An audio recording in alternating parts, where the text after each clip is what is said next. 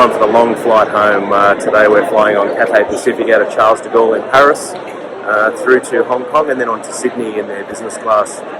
First flight's on a 777 through to Hong Kong, around about 12 hours, and then the second one on the A350 1000 through to Sydney. But there's going to be a 17-hour layover, unfortunately, in Hong Kong. But anyway, let's check in and see how Cathay Pacific stacks up. This fare cost 318,000 Qantas Points and only 545 Aussie dollars for two people. The booking was obviously made before the August 2025 increases on the points required for classic reward bookings.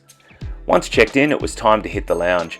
Cathay Pacific uses the American Airlines Admiral's Lounge here in Paris, and as an av geek, the airport views were fantastic with our front row seats. I literally could have sat here for hours, but given it was my first visit, it was time to check out the facilities. And after spending an hour on the Paris Underground on the way to the airport, I decided it was time to take a shower and freshen up before having some breakfast, which in Paris of course means some coffee and some pastries. Us Aussies take our coffee pretty seriously. Being in an American Airlines lounge in Paris didn't quite fill me with confidence about the quality of the coffee, but it wasn't bad. Thankfully the pastries were pretty tasty. And combined with the runway views, it was the perfect spot to relax into some plane spotting, watching a constant stream of takeoffs.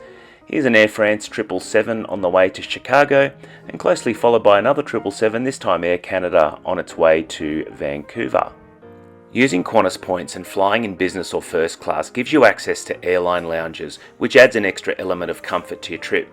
If you imagine what you might pay at an airport for a cup of coffee, a beer or a glass of wine and something to eat, it's great to think that you might be able to go a whole trip without even paying an extra cent at an airport, and while indulging in whatever's on offer in the lounge. When we put our travel plans together, we often factor in a meal or a shower in the lounge prior to flying, and it's all at no extra cost. As you can see, this lounge wasn't huge, but it was very comfortable, and they had a great selection of food and drinks available. It was mid-morning and they catered for all tastes, and then I stumbled upon this wine and cheese selection. We were about to leave Paris, so it was pretty hard to say no. This blue cheese and the red wine combination was spectacular. And then I remembered my little trick about the time zones. It's often said when doing long haul travel to always try and get into the time zone of your destination, basically when you get to the airport, which means it's around about 8 PM in Australia. So you know what that means. Cheers. After what I think was breakfast and lunch, it was time to board.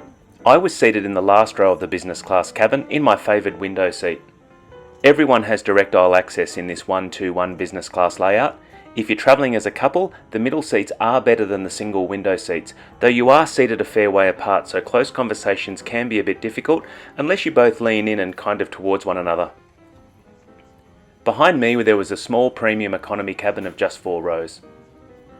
The first thing I noticed about my seat was the space and the privacy. There was plenty of legroom and oodles of space to store your belongings.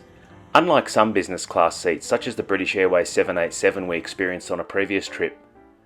Whenever I board flights such as this, I typically take a moment to be grateful that my strategy for collecting Qantas points off my everyday spend makes travelling like this possible. Of course, first things first, buy some champagne to welcome us on board. Let's go.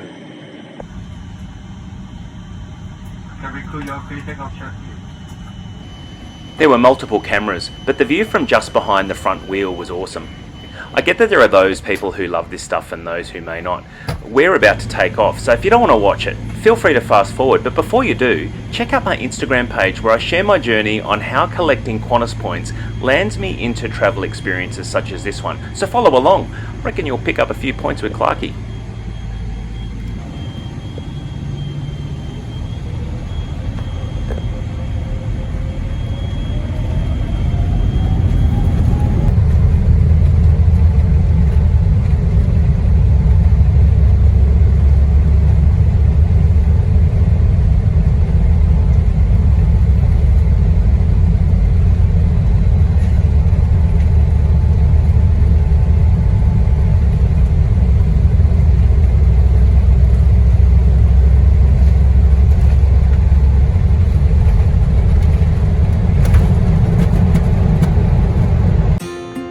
We took off out of Paris to the west and then did a big left-hand turn back towards Eastern Europe and towards Asia. It was a great view out of the window as we made our way up through the clouds over Western France and into Germany. With the comfort and space in this seat and such a great view, it's easy to appreciate that once you start flying in the premium cabins, your travel experience shifts and the tolerance for long-haul economy takes a dive.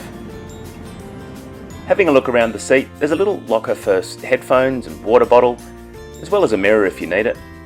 There's plenty more storage at your feet and it's all within easy reach. The controls were simple to use, and finishing with the recline function, it was worth every point that I'd collected to make this flight even possible, and we haven't even started with the meal service yet. I always try and get my shoes off and wear the socks, or in this case the slippers provided. There was Wi-Fi available, but I have little interest as I tend to treat experiences like these for what they are, and an opportunity to disconnect from the world, and I wasn't going to pay $20 for the privilege. The in-flight entertainment had a pretty good selection, but as the cabin crew were getting the meal service ready, I committed early and opted for an oldie but a goodie. And now you know where I stand on this, because we're all pretty much one way or the other. I'd heard good things about Cathay Pacific in-flight meals, and I was certainly impressed by the menu. Feel free to pause it at any time and you can take a closer look. The meal selection sounded impressive, as did the wine list. I ended up with the shredded chicken and the seafood dish, which were both delicious. And given the French eat so much cheese, I opted to finish off my meal with a small cheese platter as well. As expected, Australia's Barossa Valley featured, as did New Zealand's Marlborough region, and I'd normally choose one of these, but I always love trying different wines from around the world. What did throw me a bit though was Cathay Pacific's signature Cloud9 cocktail. I wasn't going to fly Cathay Pacific business class for the first time and not try this. It's a vodka-based drink and I hate vodka, but this was bloody delicious. It was probably a combination of the Cointreau, the lemon and the mint. And after a pre-dinner drink, I sat back, enjoyed the view and waited for lunch. The meals were delicious, especially the seafood dish. The prawns and the scallops were really fresh, and the dish kind of had a beautiful Asian flavour that tasted really light and fresh, which was really lucky because after that they offered me a small glass of the French red with some dark chocolates. As Obi-Wan and Darth Vader battled it out, I nibbled at the cheese platter, and then the Normandy apple tart appeared. If you're feeling a little full and a bit tipsy just watching this, please be reassured this was spread over quite a number of hours, and it was a lot of fun. By now we're making some pretty serious progress towards Hong Kong. Let's check out the amenities kit, which was pretty good. I really liked the lip balm, but my favourite was the eye shade, which I still use. As a shift worker, this one really does the trick. No, I don't travel the world as a job. I'm a frontline health worker, but I just do this for fun after succumbing to some peer pressure. So make sure to like and follow this video. Who knows where I might end up. Guys, the sun was setting and that means it's time for a single malt. It's okay, lunch was a few hours ago by this stage, and I didn't even film the cup of peppermint tea that I had. But now being in darkness, it was time to lay flat. The bed was really comfortable and the mattress topper they gave us was surprisingly plush. Once laying flat, the leg room was great, and the big fluffy pillow reminded me why I no longer have tolerance for flying economy. Teeth brushed, PJs and eye shade on, earplugs locked and loaded, and it was time for the lights to go out.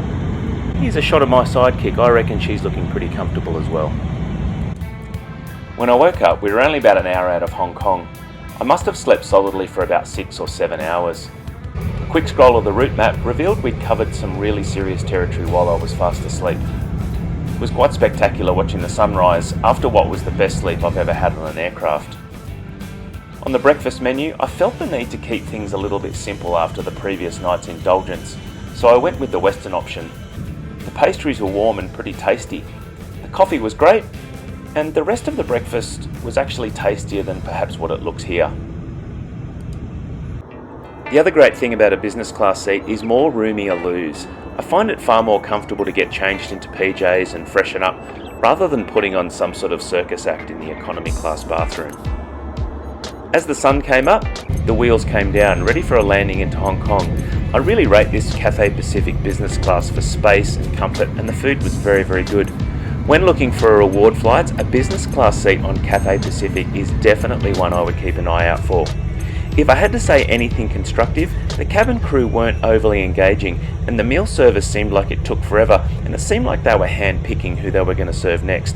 It really was all over the place. I certainly didn't lose sleep, it's purely an observation. If you found this video useful, give it a thumbs up and feel free to drop a comment. I'd be happy to answer any questions, especially when it comes to seeking out reward seats. From here we're off to the Pier Lounge for quite a lengthy layover. Follow along as the next part of this journey will be coming soon. And don't forget to follow Points with Clarky over on Instagram. Thanks for watching.